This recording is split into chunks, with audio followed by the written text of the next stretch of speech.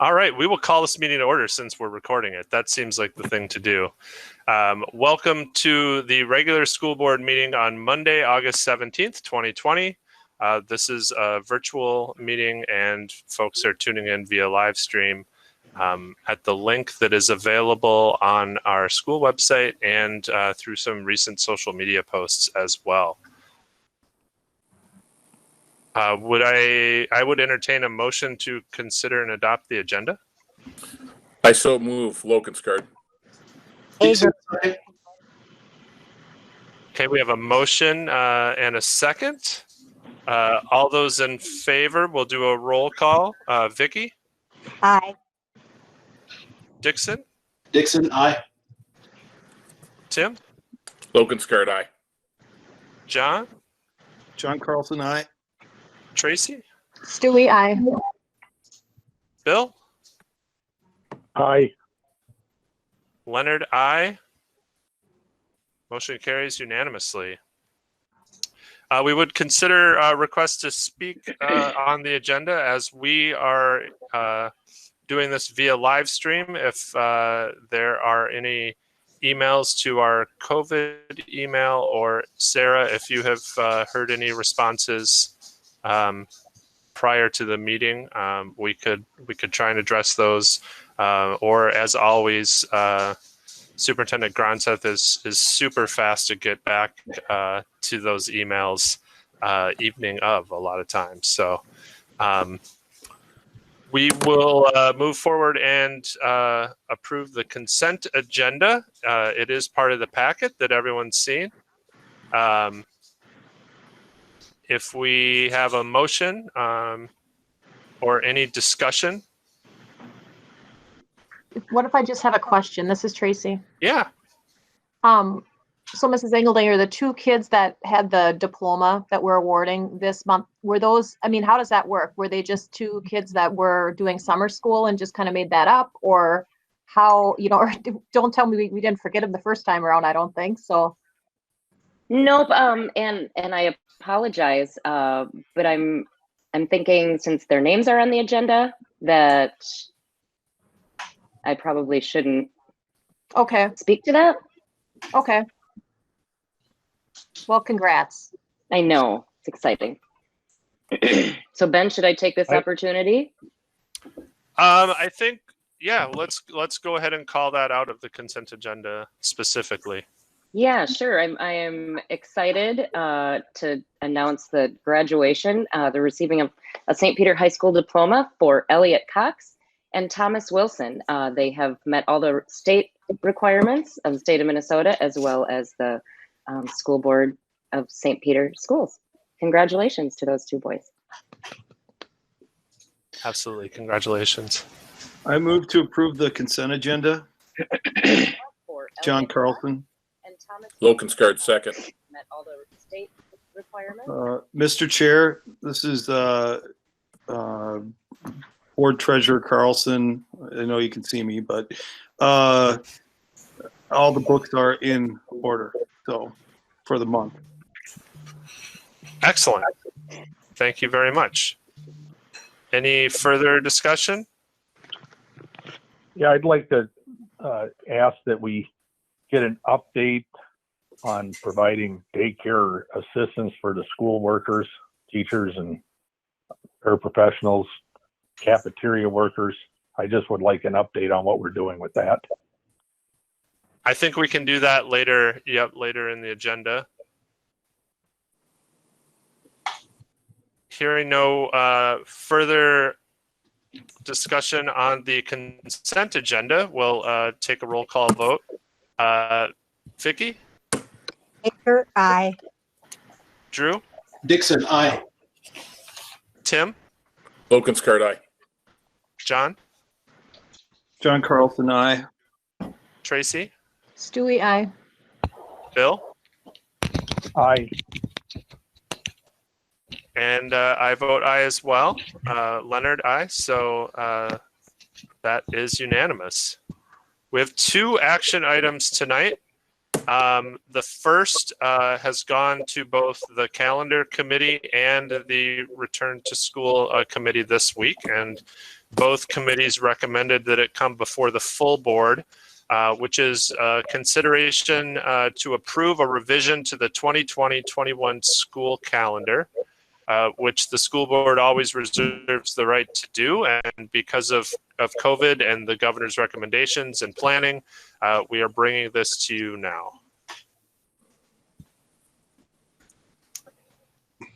Yeah, thank you. You really spoke right to it.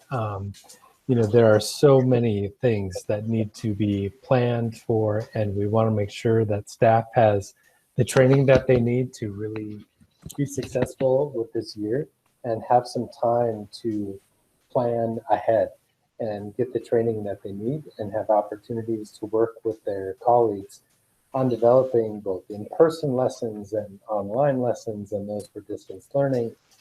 And as this time is quickly approaching, we realize that we just need a little bit more time with staff and allow them the time that they really need to be ready on the first day of school. And so this calendar does postpone the start of school.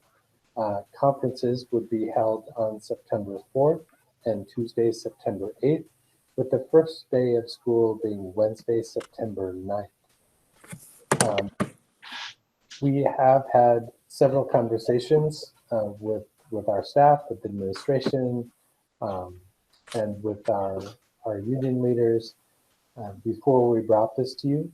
And we know that they are appreciative of the additional time to really make sure that we can do this well. With this, we also adjusted a few of the end of quarter days and the teacher work days to align with our blue and white team days and the distance learning days. And so those changes are also reflected on this calendar. Great. Any initial discussion? This is Tracy Stewie. I just think for people maybe that are watching that haven't sat in on the committee meetings where we really kind of beat this to death almost and talking about it, but I think explaining, that there's a minimum number of hours that we're required to have for school. And even though we took, these 4 days off or whatever, that we are still within that requirement. And I don't know, some people might not realize that. Yes, that was one of the things that we took time to go through and look at the daily schedule and the number of days that we have, and all levels are within their limits for our 7th through 12th graders. That's 1,020 hours, and we are above that level even with this change.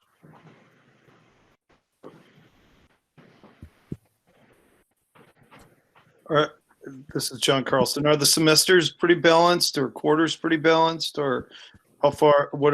I couldn't see the number on my calendar. I don't have my glasses. They are, and I'm not able to look at the calendar right now because I just got locked out again. Principal Engeldinger, could you speak to that? Yeah, I can't access that calendar either right now. Oh, what was that, Darren?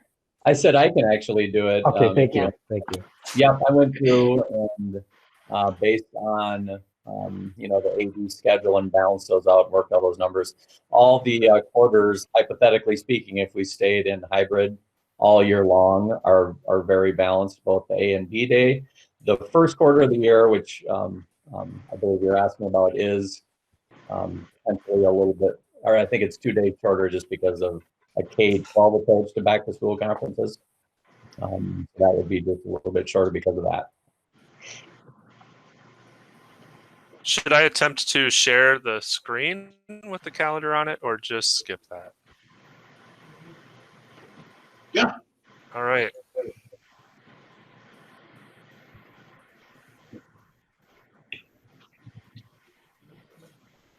Can everybody see that calendar for the record? Yes. Yes.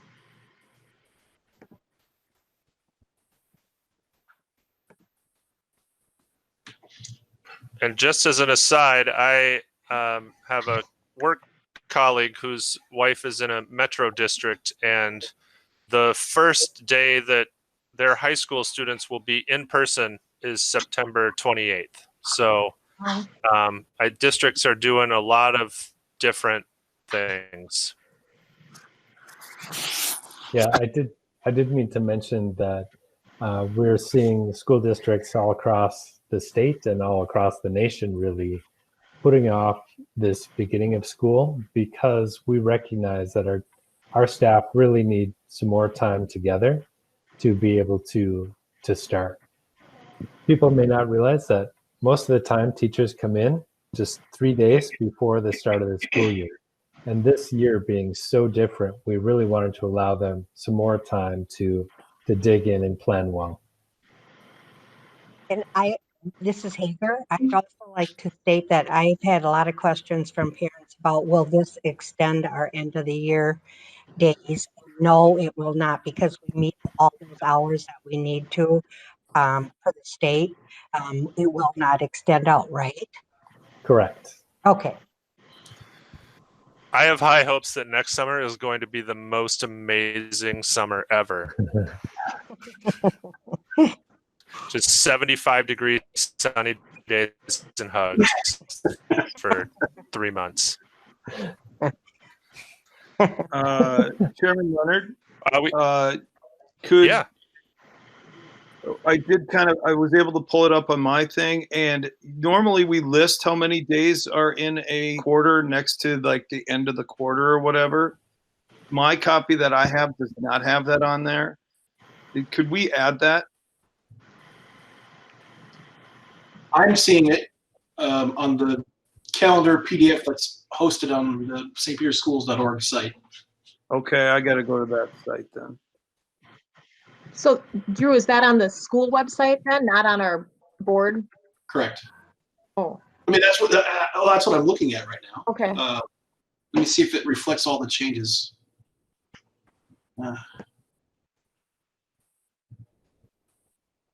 No, sorry, this is old. Yeah. Sorry, never mind.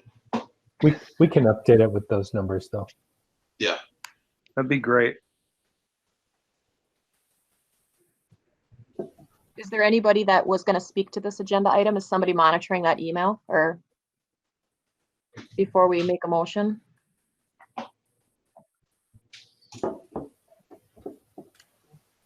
Well, we can make a motion and then have a yeah. second and then have discussion, correct? Yes. So I will make a motion that we approve the calendar. Tracy Stewie will second. All right, we have a motion and a second. Further discussion? There were no emails. Okay. Excellent. I do think that this is something that I'm sure the public has questions about, and we'll need this information to adapt their own schedules and maybe has preferences. Again, I just want to point to all the work that's gone into this with the administrative team and teachers and staff being flexible and being willing to change how they some of them have done things for 25 years. And so this isn't anyone's ideal. This is the best version of what we're able to do right now, given incredible circumstances. And I appreciate staff and the administrative team and our superintendent and all the work that went into this, as well as parents just being flexible. And, we're going to have a great year. It's going to be a lot different than we all expected. It's still going to be a rigorous and meaningful year for our kids. So. Tracy Stewie again. So once we approve this, when will we be getting a message out to our families?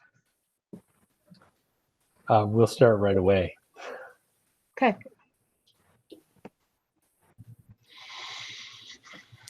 Excellent. We have a motion and a second. Hearing no further discussion, we'll do a roll call vote. Vicky? Hager, aye. Drew? Dixon, aye. Tim? Logan's-Cart, aye. John? John Carlson, aye. Tracy? Stewie, aye. Bill? Aye. Leonard, I motion to adopt the revised calendar for 2020-2021 passes unanimously.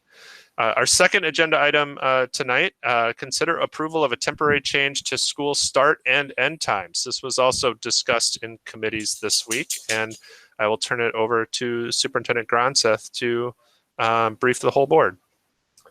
Thank you, Chair Leonard. As we've mentioned many times, there have been so many details for us to work through. One of the biggest challenges for us in a hybrid model is the social distancing of 6 feet and our limiting of transportation to 50% capacity.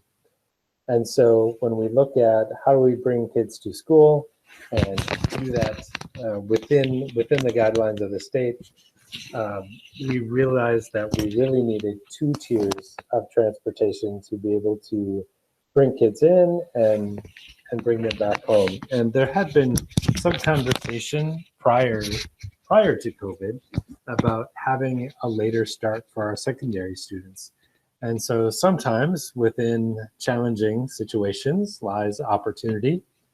And so we are proposing a tiered approach to transportation, and with that comes some changes in the start and end times of the school day. Both of these changes would be temporary for now, for this year.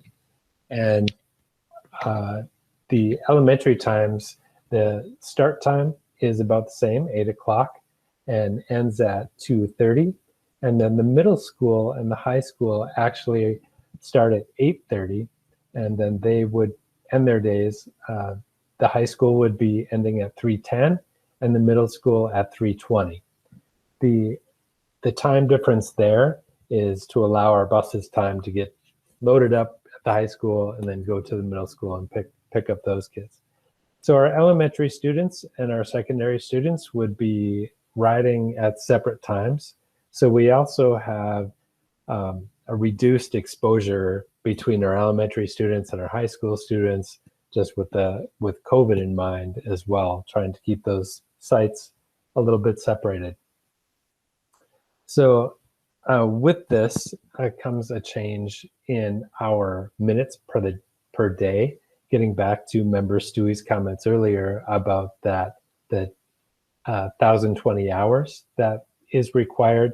We also looked into this as part of all of that work and would still be within the limits of the guidelines of the state.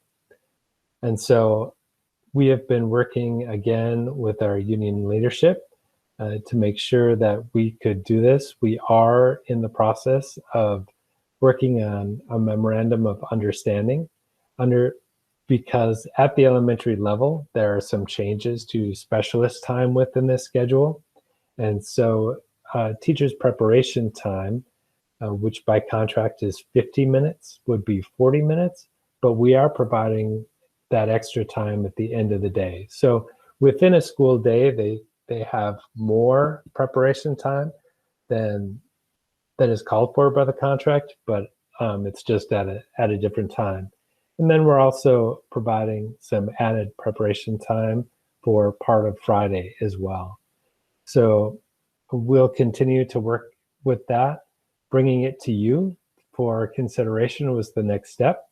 And I fully expect that those conversations will continue to go well and that we would have a memorandum of understanding that we would be bringing to you next time you're together regarding that.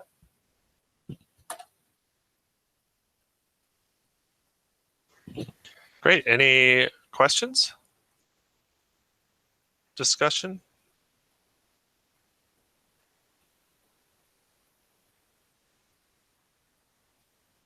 Hearing none, we can take a motion.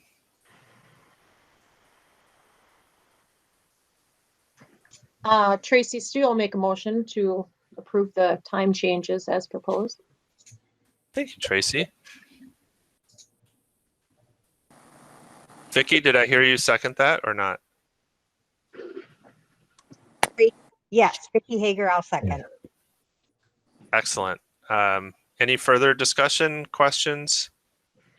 I just think that we should read out the times and the changes that have, the schedule that we're moving to, just to have it out there as part of the record. So just real quick. Yeah, could each principal maybe talk about their building and start and end times, and we'll go from there? Yeah, that's good. Yeah, I'll start with the high school. Our start time is 8:30, and like Superintendent Gronseth said, maybe one silver lining is actually getting to try a slightly later start time for secondary students. And it also takes into the schedule also reflect no Saints time. We're going full block this year. I think I talked about that maybe at our last board meeting, but we're going full block to avoid more transitions. The elimination of Saints time also helps to avoid another transition, so that 3:10 ending at the high school still puts us within the appropriate number of instructional minutes. At the middle school, the start time is proposed to be 8:30, and the ending time or the dismissal time is 3:20. And that 3:20 dismissal time accounts for the bus transfer. The bus company will pick up kids at the high school first, and then make their way out to the middle school on Lincoln Drive. And at North, I'll speak for North and South since we're on the same start and end of the day schedule. The start of the day is at the same time, so it's an 8 o'clock instructional start, and that's where it's been for a number of years. I think the big shift in the morning that we want all of our parents and students to be aware of is because of state guidelines, we can't offer like a morning playground, like morning recess starting at 7:30. And so 7:45 basically is when we start to transition into the building. The buses are going to start dropping off at 7:45 at North and South. They'll be done at 7:55. Students will come right in the building as soon as they get here off the buses, and then parents will be dropping off. Our kids will be arriving at 7:45 as well, and then we'll start our day at 8. That's the same setup for South. So that'll probably be the bigger shift, a shortened and recess or kind of just morning routine. And then at the end of the day, we're actually dismissing 20 minutes earlier here at North at 2:30. South will be at 2:30 as well. So that's just a little bit shift at the end of the day. Otherwise, the end of the day routine will be pretty similar.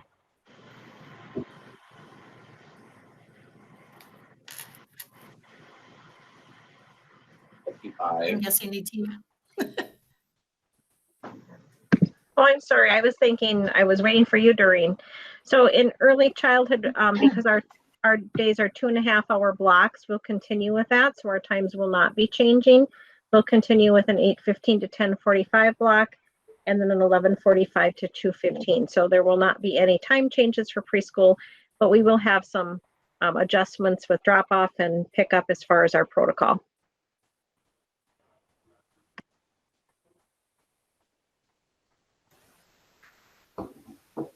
And South? Mine is the same. Same. Yeah, Ben, I covered South because we're on the exact same schedule. Excellent. I'm sorry I missed that. All right. We have a motion and a second. Further discussion?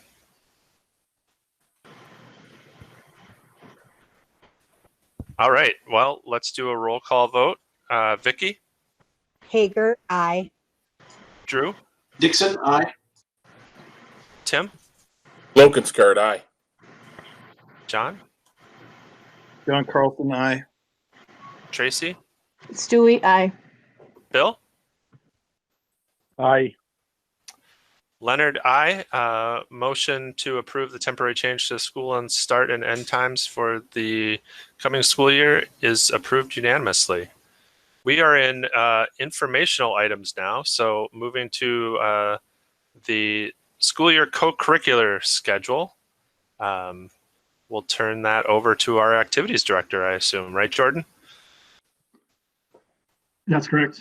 So again, feel free to ask any questions that may come up, but just to provide a brief overview, of all the changes that have happened. Some of the more dramatic changes in terms of the high school league, we're moving football and varsity football and varsity volleyball to what they're considering now a third season that will run from March 15th approximately until May 15th.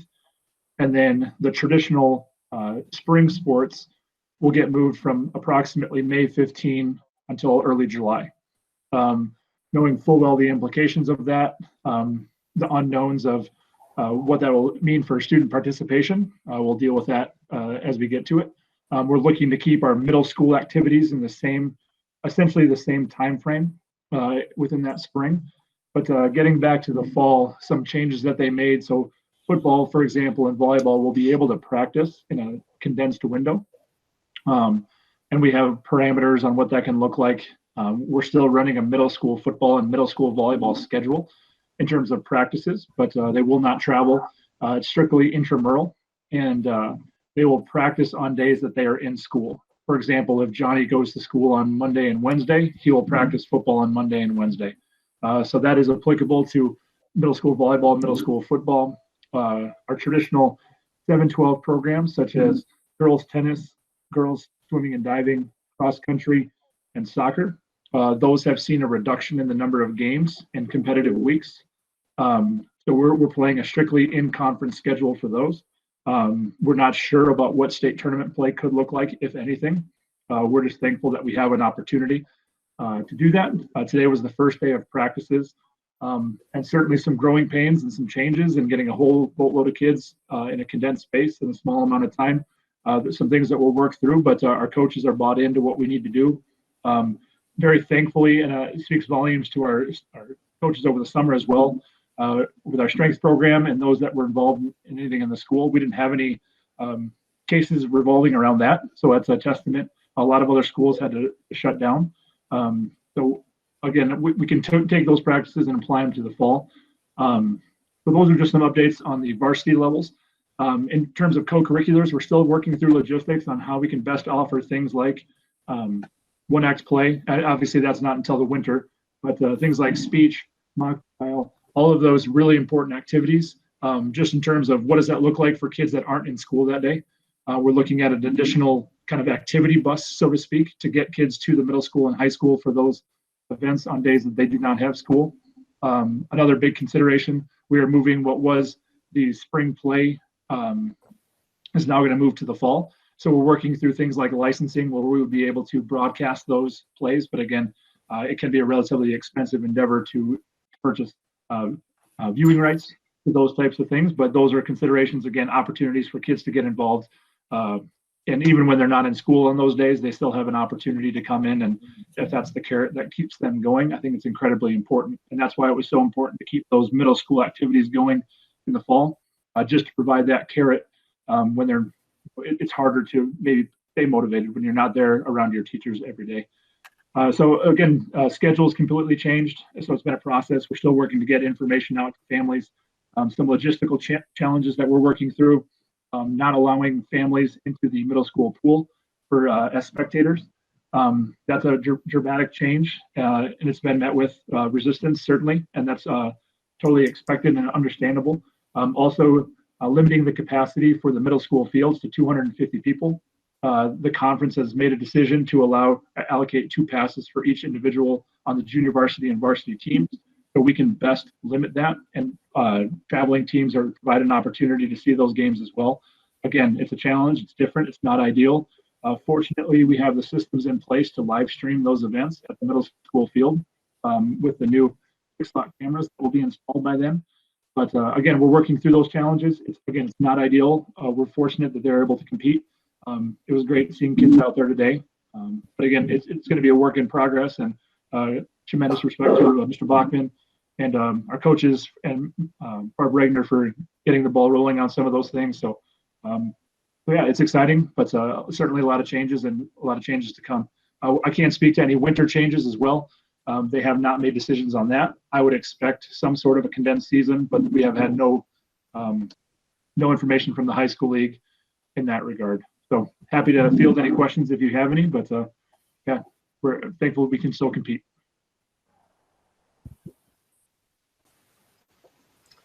Any questions? Yeah. Hey, Jordan, this is John Carlson. Where are we at with live streaming for the swim meets? Are we still working on that? Still working on that. Again, a lot of it's technology based. We have the systems to run our own cameras, but again, just the logistics of having someone there and plugging in the PA, as you alluded to in our co-curricular meeting. Again, we just haven't finalized those things, but that's something we're working towards and we'd like to have in place. Again, it's just a process. How to best do that and manage those things. And then is there any talk about if there is going to be a postseason this fall, or is it just regular season? We haven't gotten any word from the high school league in regards to our region meetings. They've alluded to the fact of potential section play, but we have not seen nothing from the high school league to suggest either. So we're kind of just taking it as conference only right now, and anything beyond that will be great.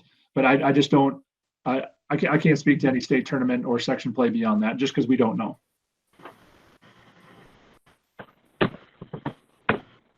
Thank you.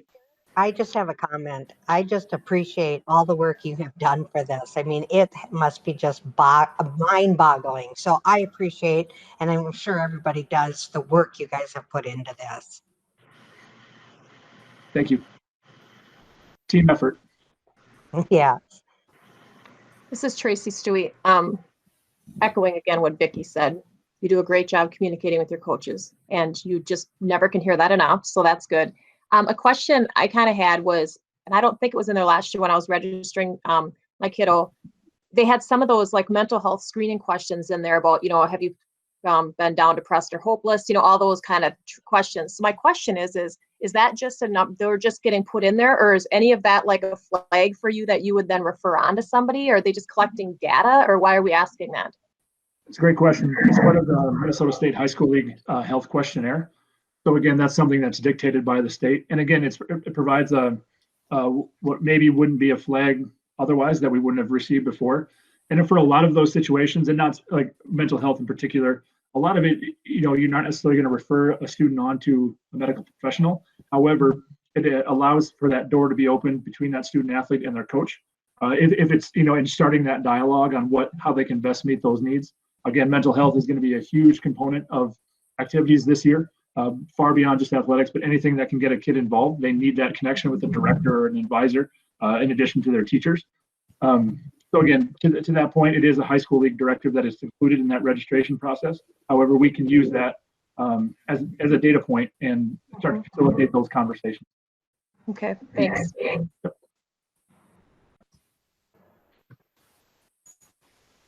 Great, thank you so much. Yeah, one other question? Yeah, just one more thing regarding culminating events. I forgot to mention this. As a conference, we're doing the best we can to provide a culminating event in terms of an East Division versus West Division champion. So we do have some semblance of a championship that we're trying to provide, something to work towards. But it doesn't work for everything, but we are trying to provide that. So if section play does not come into fruition, we still have that. And winning trophies is not the end all be all.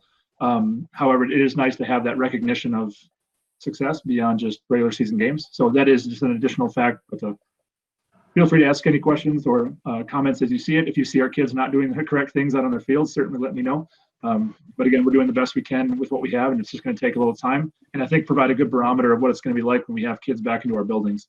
And these kids now can be leaders, theoretically, with their peers when they come back into the schools. Jordan, how many days, if I'm doing junior high or middle school football, how many days of football do I actually get? Great question. So again, initially, the plan was that we were going to start those sports approximately the 2nd of September. We still may do that, even though school hasn't officially started, just to provide that opportunity. But we were looking at about approximately 12 practices per kid.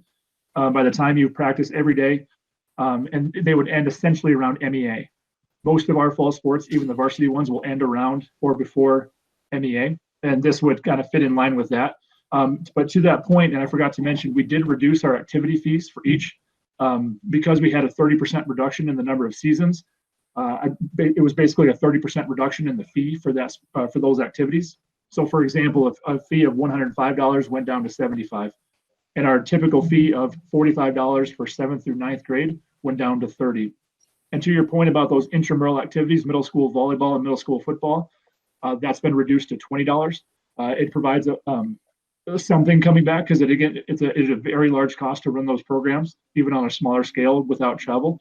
But again, we did reduce those fees, not only to meet the needs of the families, certainly, but then also to we have an adjustment, and we felt that that was the best way to accommodate that for families.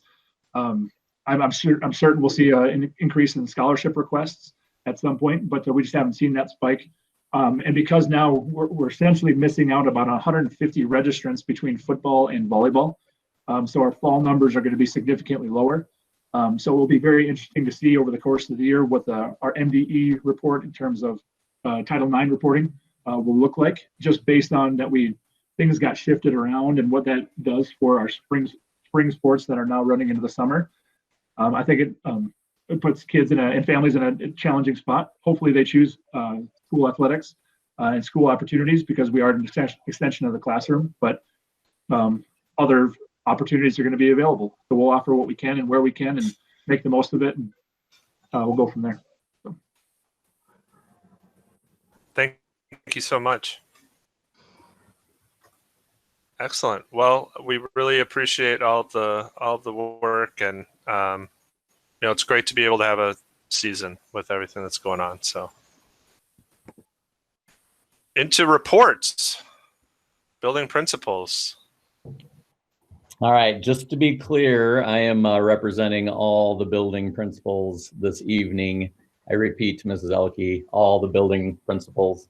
The only reason for that is we're all, we've been talking with so many teachers here recently. There's getting to be a lot of evidence of teachers slowly returning to buildings over the last couple of weeks. We can see it in just decorations in the hallway or texts and questions about scheduling, and just the emails, but then also the conversations we've been having is something like, it's almost like everybody's like a first year teacher or a first year principal, because we're kind of going through the same things, as none of us have been through pandemics for the start of the school year before. So I'm just going to do just recap a little bit what's been going on in the buildings.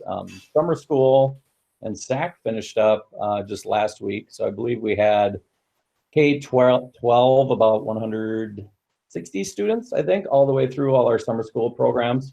So there was an extended learning year, or it was targeted services.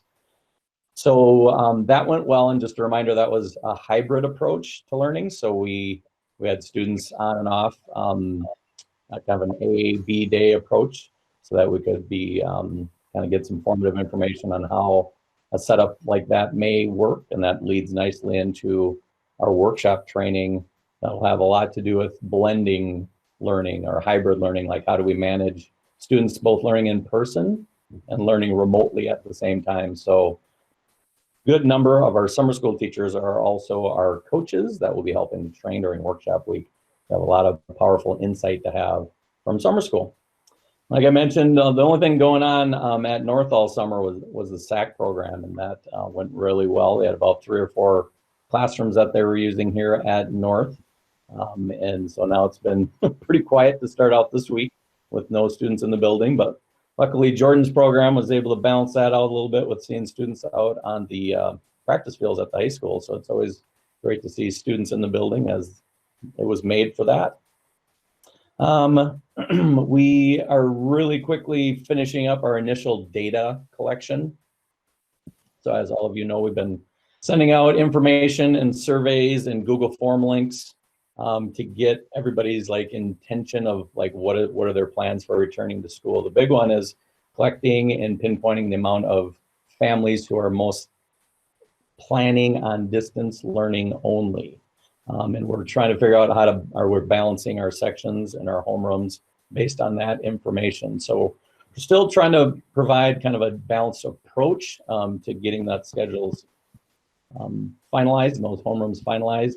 And we have been taking a lot of calls. I guess I'm just basing that off North information, but I think the other buildings are taking calls from parents too, just kind of wondering about schedules, wondering about kind of that A-B balance, if there's any way possible that we can kind of balance it out or make sure students have maybe the same days as another student based on families that are working together.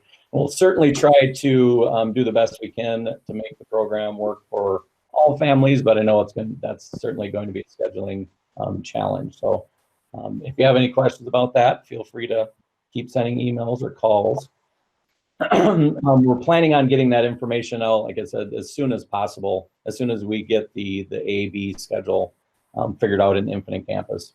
And I think now's a good chance to kind of put in a plug for families just to update any contact information in Infinite Campus, since we're relying so heavily on our student information system to get communication out in a timely manner. So any updates on phone numbers and email addresses, that would be great. And we do want to give a shout out to our office staff, as they did a wonderful job with a follow-up call for any families that didn't figure or send in their information through the Google Forms. So we had those individuals call every family that didn't return those surveys, so we can move forward with our planning. On a more normal or typical event, we have new teachers coming in this week. So we have a handful of new teachers that are starting their trek in St. Peter's schools, or their careers, or continuing their careers in St. Peter's schools. So I want to thank the mentors and Mrs. Elke for organizing that. Certainly, again, isn't a typical year as how that's rolling out, but we're trying to keep it as much as possible through like the mentoring that we always provide every year. It's just going to take it a little bit different format with online learning and videos and things like that. And then also we're working hard to finalize any handbooks.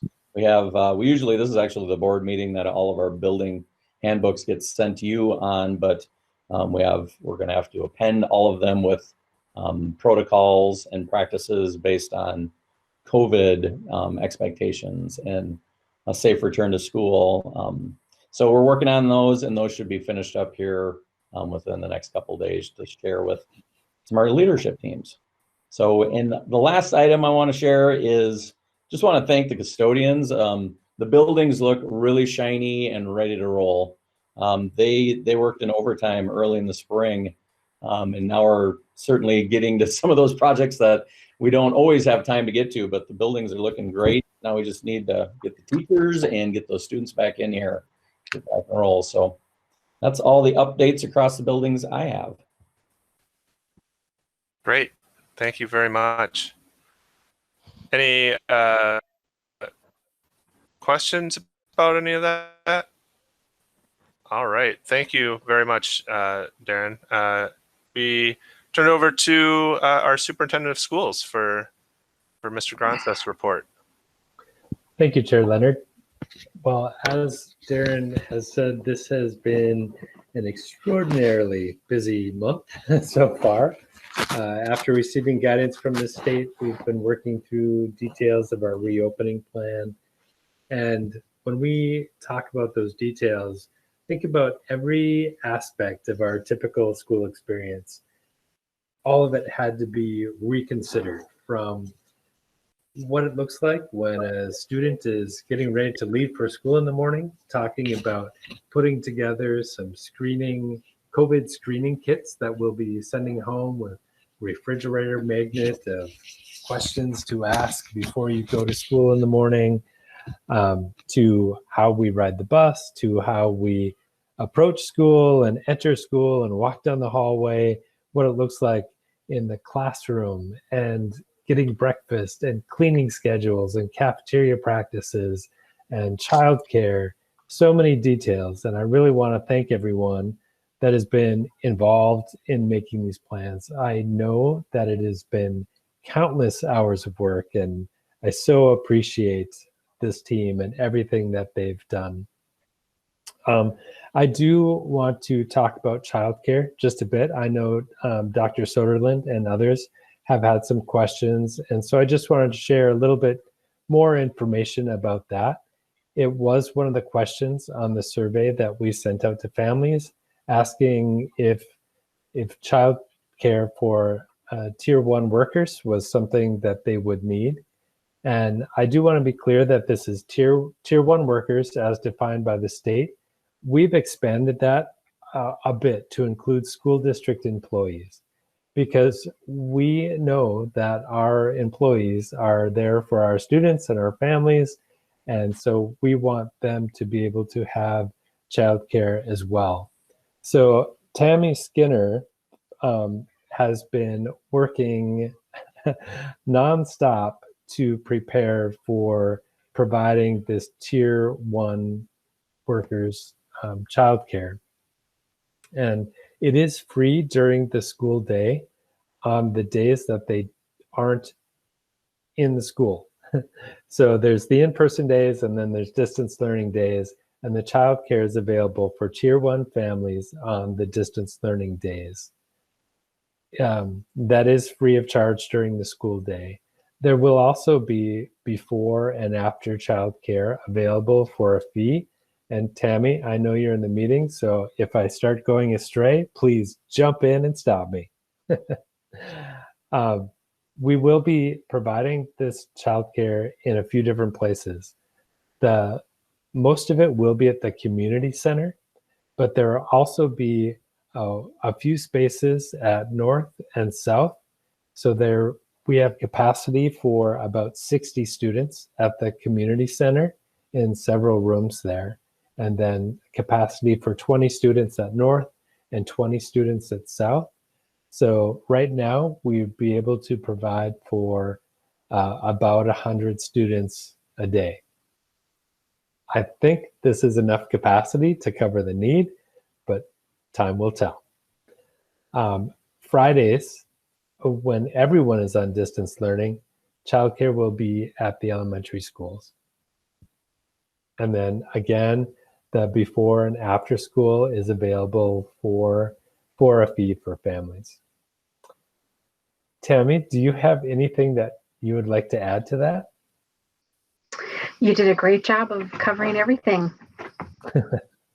Shwoo. And again, thank you so much for all of the time and effort you're putting into doing that. And I believe we're still have some positions that we're looking for people. That is correct. People can apply online through the school district website. Very good. Thank you. So by now, almost every family that attends St. Peter's Schools has either filled out a survey online or has been called by someone at the school district to provide us with their family plans for the fall. We will need more information, though.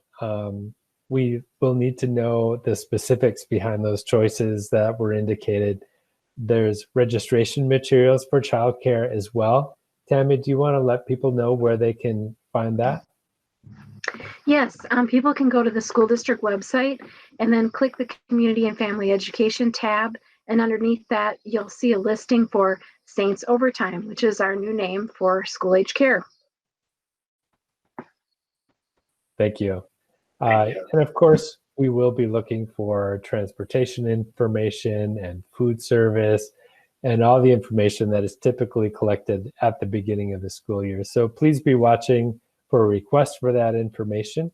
And again, if you need Tier 1 childcare, we do ask that you provide us with information from your employer to help us to know that you are a Tier 1 worker.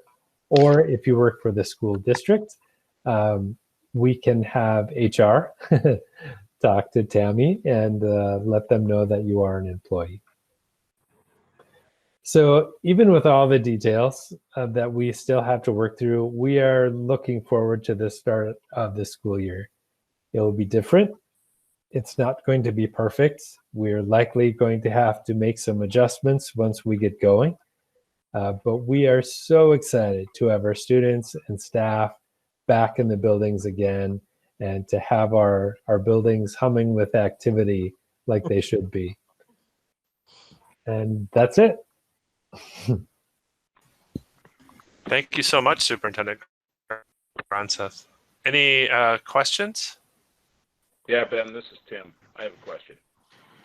So I'm just curious, after our last discussion that we had at the last meeting regarding screening at the door. We were for surely not screening at the door. We are screening at home, and just making sure that that was the final decision.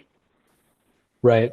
Following our conversation, we went back and looked through all of our guidance. We revisited guidance that we received from the CDC, and they are really recommending that that screening happen at home, and that it isn't taking place at school or at the door.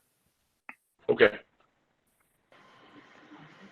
This is Tracy Stewie. I have a question. We got all those surveys back. What percentage of our students are choosing to do distance learning all the time? The last time I looked at it, which was yesterday afternoon, I believe it was at 13%. Okay. By far the biggest majority are students coming into school, with, I believe it was about 86%, and a little over 1% we're going to make some other choice, either an online school or homeschooling. Okay. Thank you. How close are we? How close to 100% are we in getting the surveys back? I'm sure there's still some people we need to hear from. Is it a big population or? No, we actually had a very good response to our online, our initial request for that information. And then when we sent out more on social media and sent out a text, I believe we were up to about 1,900 at that point. And I know that they have been calling nonstop since yesterday. And I think that we're just about through the list. I know Afi and Maripsa have also been calling and making sure that all of our families are able to fill out that information. And could you, this might be too big of a question, but what is the protocol if a teacher gets COVID or a student gets COVID and contact tracing, and how does that all play out? Unfortunately, we've already had some practice. Just like the rest of the community, I think just about everybody could think of someone that they know who's been exposed or has tested positive. And really, COVID is confidential. So we wouldn't be able to say, teacher A or student B has tested positive, and if you think that you've had close contact, whatever, it really goes the other way. So MDH and the county work with a person who has been tested positive to find out who their close contacts are, and then they are contacted. So there won't be a report of, Principal Doherty tested positive. That really wouldn't be appropriate for us to share that information about a staff or a student. You may know that someone is gone, or you may be notified that you had been exposed, but you wouldn't necessarily know who that was. If someone has had close exposure, we do have protocols in place. That's part of the handbooks that we're creating about how long someone should self-isolate, or if they have tested positive, how long they need to stay out. And we'll be following all of those guidelines. Rachel Fitch has been key in helping us, as has Barb and Mark, to really communicate what those protocols are. And that's part of the information that we'll share with families too, about what they should do should they be exposed or someone in their family either has symptoms or has tested positive. Thank you. Yes, thank you. Any other questions? let's go around the table. Vicki, we'll start with you. Well, I just want to thank everybody for everything they've done through this process. It's great. I don't know how you're doing it, but it's great. Thank you. Drew? The only other that I was thinking about was device access, technology access for the students, and I'm guessing we will have an update on that at some point, but I can ask the question, maybe we know. Do we have enough coverage currently for devices for each of the students? Because I know that part of that survey was, do you or do you not need a device? And I know a lot of students turned them in, at the end of the year last year, and I think there was some confusion about, okay, are we going to be sending those back out or how that's going to go? So. And Mr. Overbrook, could I call on you to respond?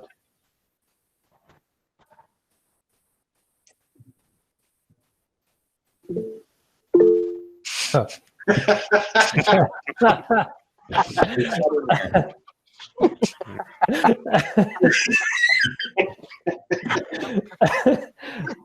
that was really good. Yeah. So I guess now. For those of you, I don't know if it popped up, but the answer was you cannot. So. Okay. From what I understand, we will be getting a device to every family who needs one. And we're also working on providing hotspots for those families to have internet service if they do not have that service, working with both the city and the county to be able to use, to work with them to be able to locate some in high populated areas of town where there would likely be a lot of students, and perhaps push out our signal a little farther from some public buildings. And so making sure they all have what they need. Thank you.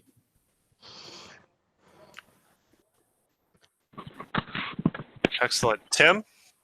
I don't have anything, Ben. I think everybody's doing above and beyond. So. Thank you. John? Yeah, since this is the last meeting before you guys start, good luck to everybody. I mean, you guys worked hard to put together a plan, and I just wish you guys the best of luck and in trying to educate and connect with every kid. Mm-hmm. Excellent. Thank you. Tracy? Kind of the same thing, and just, keep up the good work. And I know it's very overwhelming, and talking to people and all the work there is to be done, and just to the families, just, to ask questions if you have to. And it's a big deal for everybody to have to go through things so different at the beginning of the year, but must all remain flexible. So, but thanks for everybody's hard work. Thank you. Bill? Thank you, everybody, for what you're doing. This is mind-boggling, the complexity of this situation. So thank you to everybody for all your efforts. Thank you, Bill. Just to add a few comments, one of the biggest, most important duties of the school board is to manage the finances of the district. And, it's always important, but I think when you have a time like this, it really underscores the value of having a budget reserve and being able to draw on that. I think that we are doing the right thing, and we're focusing on students and families and learning and getting the school year going. I think as the months continue throughout the school year, we are going to be dealing with the financial impacts of this, and they are going to be large. I think when we talk about 1% of families or 1% of students making other options, every family has to do what's right for them. But that has financial implications on the district, and 1% seems like a very reasonable amount to me, but that's still $225,000 a year that if those students don't come to school in St. Peter, we don't have in our budget. So that is a financial cost. Providing daycare to tier 1 families is required by the state. I think it's the right thing to do, but it's required. Us extending that to school district staff is absolutely the right thing to do.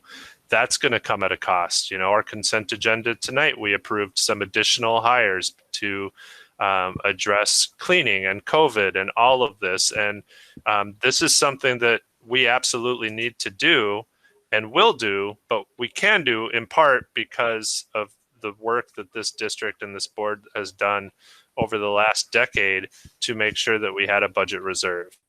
And, you know, we had talked about potentially coming out for a referendum this fall. I see GFW just passed a referendum, operating referendum. So congratulations to that district. We decided that given the uncertainty with everything, that we wanted to take an extra year to be fair to our constituents and our voters, so that we could approach this decision with all of the information that we needed to make the choice a year from now. But again, you know, all of this stuff is expensive. Running a school district is expensive, and dealing with COVID is expensive. And it's something that we're going to be talking about at board meetings well into the future. So I just wanted to get that out there. And I want to remind everyone that we have an upcoming school board meeting, the regular school board meeting, September 21st. That is a Monday at 6:30 p.m. We are tentative to be in the governor's room at the community center. Just like our schools are going back in a hybrid capacity, the board has opted to follow those same guidelines and go back in a hybrid capacity as well. So the board will be in person. We do have limits because of social distancing and capacity to that room. So we will be doing a hybrid plan of we'll be in person, but we'll have some administrators who will be virtual. Paula Jr. will be virtual as well, and then we'll still have the public be attending the virtual streams as well, but we will be in person. And I hope as COVID numbers continue that we can go back to a more traditional board schedule and eventually school schedule as well. But that will all be dependent on what is happening with the pandemic. I do want to say one other thing that, you know, along with the upcoming meeting, that I just really appreciate the board and administration's responsiveness and ability to meet. We've had a lot more committee meetings in the last few weeks than we typically have as a board. Everyone's been available to meet. I really appreciate that. I know that the administrators have put in a tremendous amount of work, and it pales, the board contribution pales in comparison to that, but it is still a lot of work for the school board too, and I appreciate all of you. So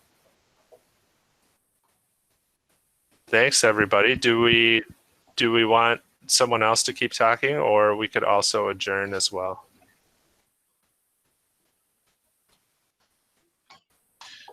Dixon, I move to adjourn.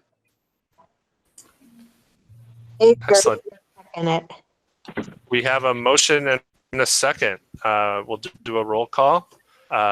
Vicky? Aye. Drew? Dixon, aye. Tim? Logan Skirt, aye. John? John Carlson, aye. Tracy? Stewie, aye. Bill? Aye. Leonard, aye. Motion to adjourn carries unanimously. Thanks, everybody.